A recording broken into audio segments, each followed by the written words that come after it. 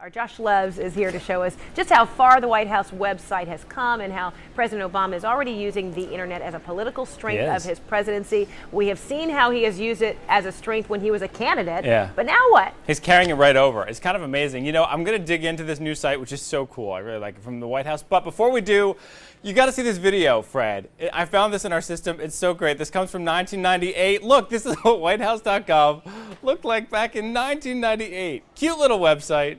There were like 4 or 5 little links you could click on back then. How do you like that, Fred? Look how far we've come, huh? That was probably pretty advanced for the time. Oh, it definitely was. But isn't that funny? You're like way back in 1998. Way back in 1998, which, you know, in technical terms, 11 years ago. Seriously, I mean, for the internet, like that's eons. It's way beyond dog years. So that's what it looked like way back when. Then this is what it looked like about a week ago, before the inauguration. You can see this. A lot of bloggers have posted this online as well, and obviously it had a lot in it, but it was much more staid and much more traditional. And I'm going to go back to Barack Obama's website here. I'm going to stay out of the way and let us zoom in.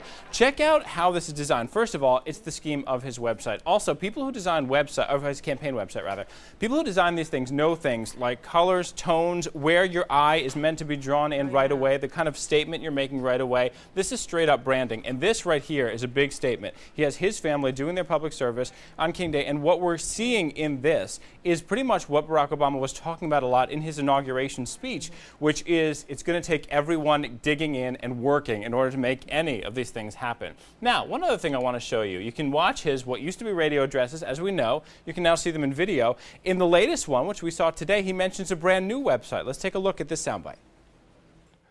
And every American will be able to see how and where we spend taxpayer dollars by going to a new website called recovery.gov.